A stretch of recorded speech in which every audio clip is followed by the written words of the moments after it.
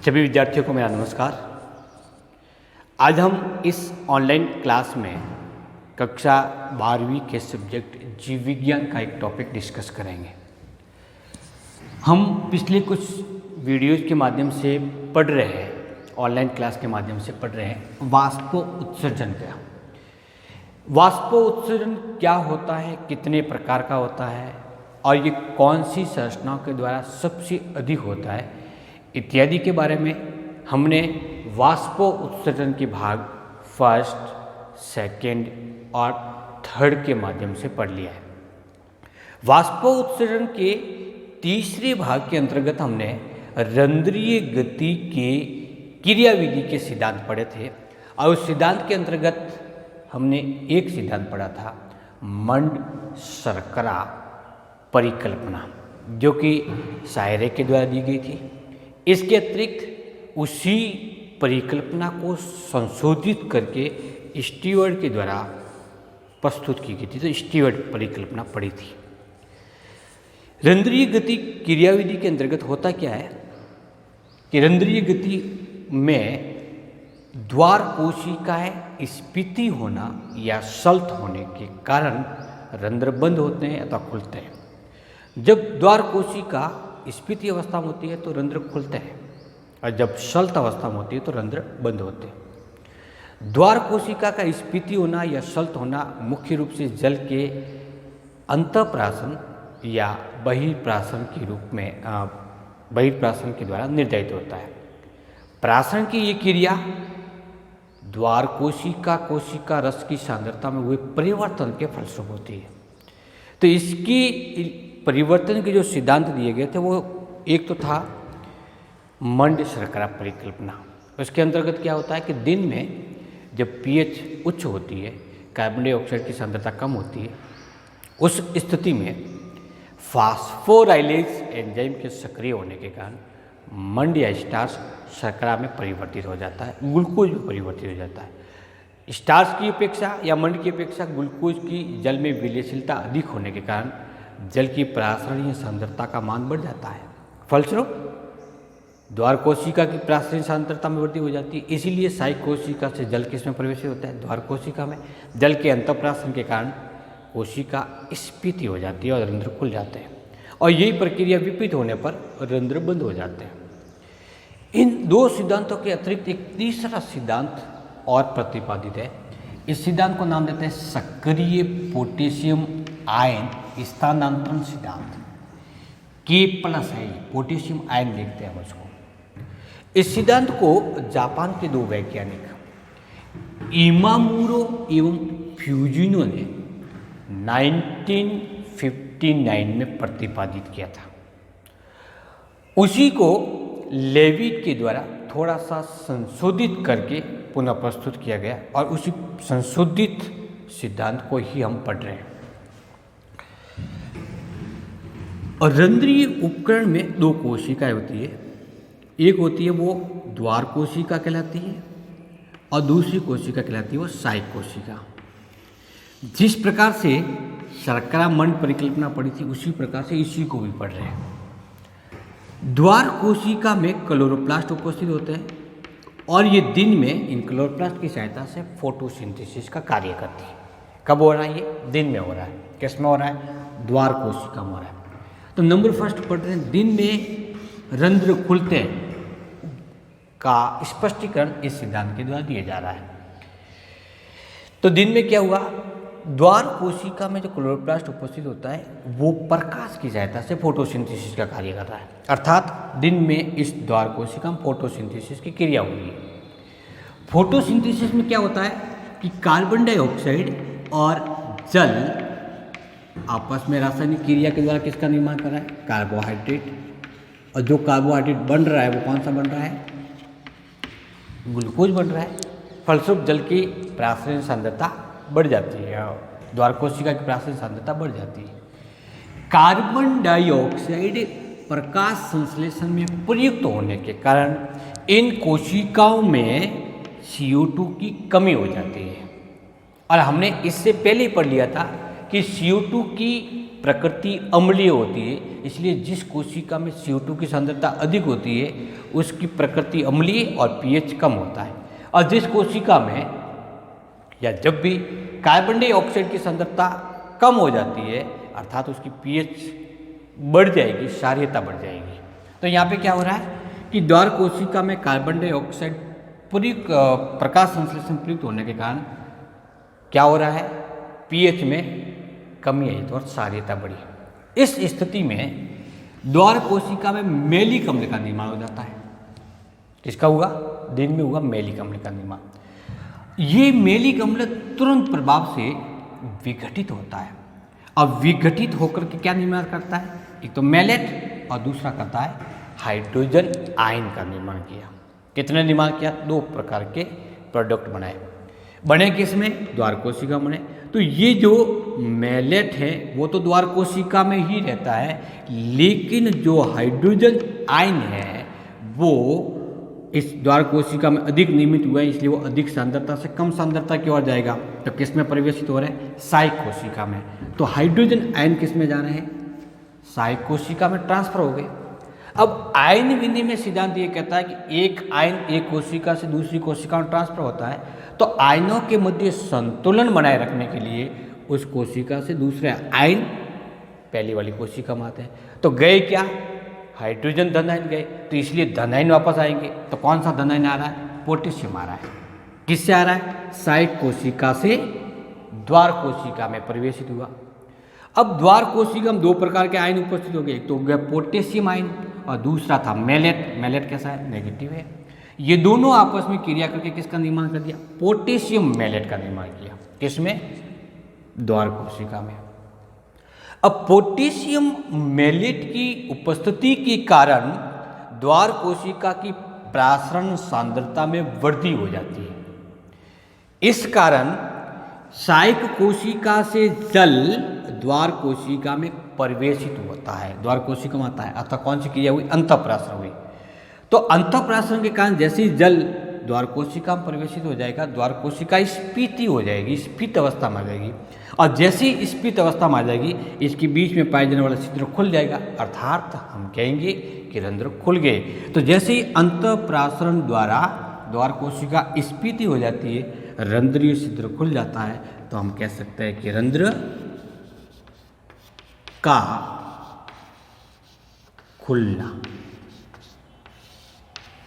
यह प्रक्रिया कब हुई, दिन के अंतर्गत हुई। अब बात करते हैं रात्रि के अंतर्गत। रात्रि में चूंकि प्रकाश नहीं मिल पाता, इसलिए फोटोसिंथेसिस नहीं होती। इसका मतलब अब यहाँ पे विपरीत प्रक्रिया होनी चाहिए। क्या प्रक्रिया हुई कि जब प्रकाश संश्लेषण नहीं होगा, लेकिन ये द्वार कोशिका सजीव कोशिका है, इसलिए श्वसन की क्रिया लगातार चलती रहती है। श्वसन हमेशा दिन और रात दोनों में चलती रहती है, यानी 24 घंटे चलती है। जबकि प्रकाश संश्लेषण केवल और केवल प्रकाश की उपस्थिति में होता है। तो रात्रि में प्रकाश संश्लेषण नहीं हो रहा है, अर्थात कार्बन डाइऑक्साइड प्रयुक्त नहीं हो रही है, लेकिन श्वसन क्रिया के द्वारा लगातार कार्बन डाइऑक्साइड को मुक्त किया जा रहा है। इसलिए वो कार्बन डाइऑक्साइड किस में जमा हो जाएगी, वो पहले जमा होगी इस द्वार कोशिका में। द्वार कोशिका में प्रकाश संश्लेषण नहीं होने से इसकी उपरंध्रीय गुहिका में मुख्य रूप से कार्बन डाइऑक्साइड की सांद्रता हो जाती है। या हम कह सकते हैं कि इस द्वार कोशिका में किसकी वृद्धि होगी, कार्बन डाइऑक्साइड की। अभी हमने डिस्कस किया था कि कार्बन डाइऑक्साइड की सांद्रता अधिक हो जाती है तो कौन इसकी पीएच में क्या परिवर्तन होता है, पीएच घट जाती है, अम्लीयता बढ़ती है। इस अम्लीयता में या अम्लीय माध्यम के कारण उस कोशिका में एबीए हार्मोन सक्रिय हो जाता है। कौन सा हार्मोन, एबीए। किसके कारण, अम्लीय माध्यम में। और ये अम्लीय माध्यम किसके कारण हुआ, CO2 की सांद्रता अधिक होने से। एबीए हार्मोन, एबीए का मतलब पूरा नाम होता है एब्सिसिक अम्ल, जो कि एक वृद्धि निरोधक पादप हार्मोन है। ये सक्रिय होते क्या करेंगे कि इस द्वार कोशिका में दिन में जो पोटेशियम मैलेट बना था, उस पोटेशियम मैलेट का विघटन कर देता है। अब विघटन करके कितने प्रोडक्ट बनाएंगे? पोटेशियम आयन और मैलेट। क्या बना? जिनसे ये निर्मित हुआ था वही वापस विघटित हो गया, यानी पोटेशियम मैलेट बना था, अब वापस रिवर्स प्रोसेस हुआ। इसके फलस्वरूप क्या हुआ? पोटेशियम बने, मैलेट बने। किस में बने? द्वार कोशिका बन गए। अब द्वार कोशिका में पोटेशियम आयन की सांद्रता अधिक होगी, इसीलिए ये द्वार कोशिका से बाहर जाता है। किस में जाएगा? सहायक कोशिका में। तो पोटेशियम आयन का क्या हुआ? बहिर्गमन हुआ। और उसके स्थान पर सहायक कोशिका से क्या प्रवेशित होंगे? Hydrogen ion. किस में आएंगे? द्वार कोशिका में आएंगे। तो ये द्वार कोशिका में हाइड्रोजन आयन प्रवेशित हो गए। अब क्या करेंगे कि हाइड्रोजन आयन और मैलेट दोनों आपस में मिल करके मेलिक अम्ल का निर्माण करेंगे। किसका निर्माण करेंगे? मेलिक अम्ल का। और मेलिक अम्ल का निर्माण होते ही द्वार कोशिका की प्रासरण सांद्रता में कमी आ गई। क्या आ गई? कमी। जब पोटेशियम मैलेट बनता था तो प्रासरण सांद्रता में वृद्धि होती है। मैलिक एसिड बना था, पोटेशियम प्रासरण सांद्रता में कमी हुई। अब कमी होने के कारण क्या हुआ कि जल जो इस कोशिका में आया था वो बाहर ले गया। तो द्वार कोशिका से जल का बहिर्गमन, और जब जल बाहर निकलेगा तो क्या होगा? द्वार कोशिका सल्त अवस्था में आ जाएगी। सल्त अवस्था में आते ही दोनों कोशिका के मध्य पाए जाने वाला छिद्र बंद हो जाता है, अर्थात रंध्र का बंद होना। तो इस प्रोसेस के द्वारा आसानी से समझ में आ गया होगा कि दिन में रंध्र क्यों खुलते हैं और रात्रि में रंध्र क्यों बंद होते हैं। रंध्रों के खुलने और बंद होने की सबसे मान्य और सर्वाधिक प्रचलित सिद्धांत है वो सक्रिय पोटेशियम आयन स्थानांतरण सिद्धांत है। ये परीक्षा में कई बार पूछा जाता है। इसको स्पष्ट रूप से इस प्रकार से आरेख के माध्यम से समझाना होता है। इस सिद्धांत के साथ ही हमने रंध्रीय गति की क्रियाविधि के 3 सिद्धांत पढ़ लिए हैं। अब हम उस टॉपिक के बारे में डिस्कस कर रहे हैं जिसके कारण वाष्पो उत्सर्जन की क्रिया प्रभावित होती है। अर्थात क्या पढ़ेंगे अपन? वाष्पो उत्सर्जन को प्रभावित करने वाले कारकों के बारे में। वाष्पो उत्सर्जन किन किन कारकों से प्रभावित होता है? तो इन कारकों को हम मोटे तौर पर 2 भागों में विभक्त करते हैं।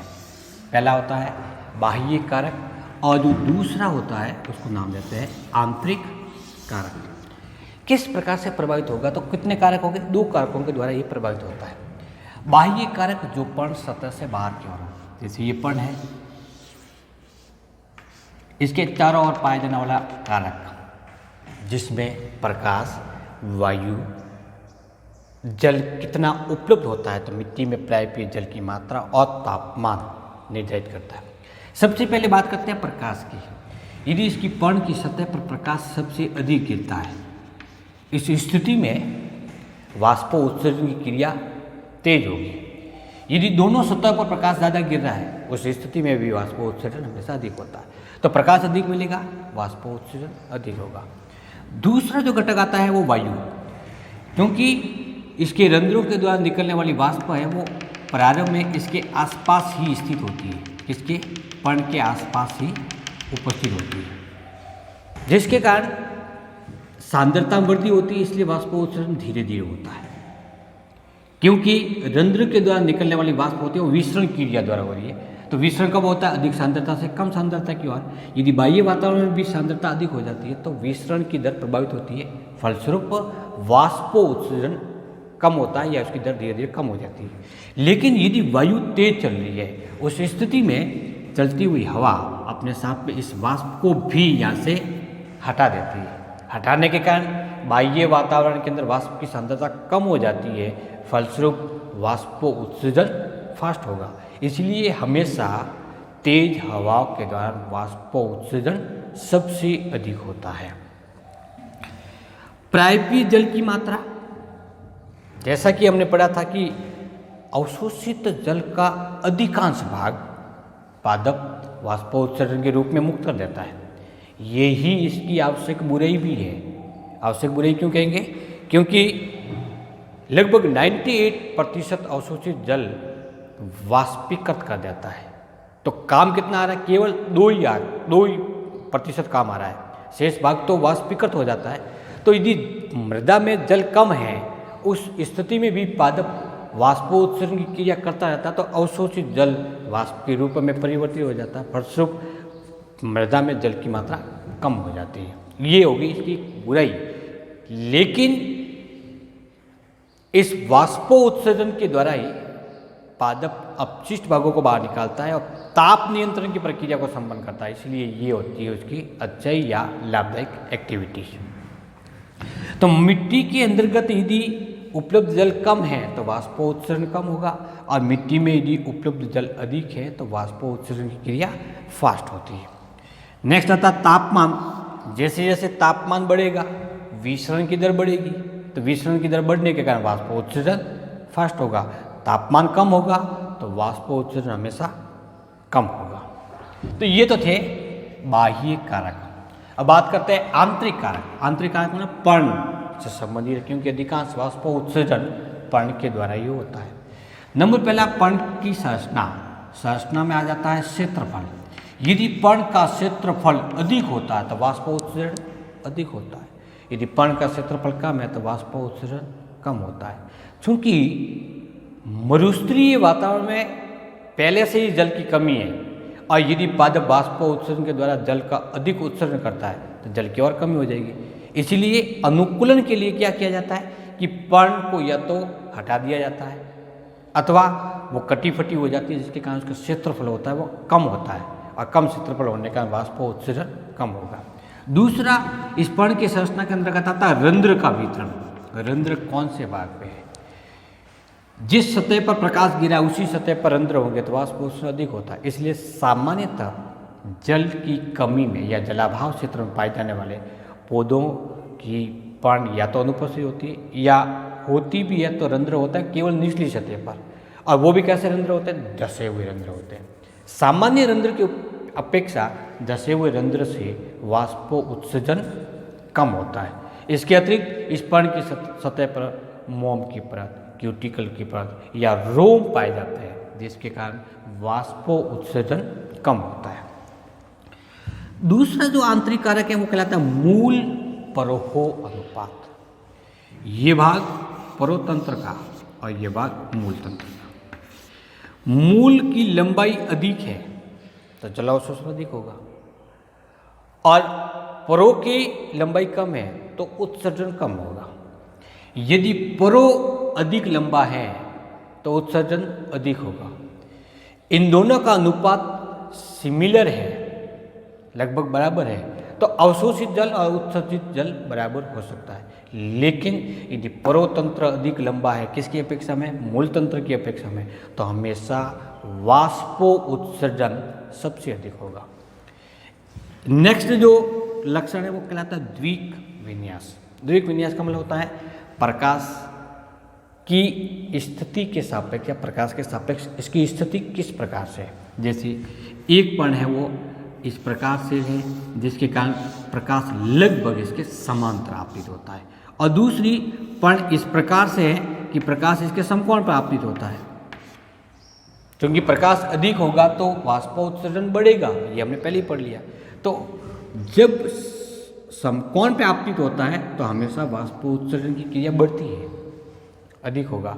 लेकिन यदि समांतर आपतित होता है तो वाष्पोत्सर्जन की क्रिया हमेशा कम होती है। तो ये पर्ण पादप के साथ में किस प्रकार से लगी हुई है उसका द्विक विन्यास कहलाता है, और ये द्विक विन्यास किस प्रकार का है? ये हमेशा वाष्पोत्सर्जन की क्रिया को प्रेरित करता है अथवा रेगुलेट करता है।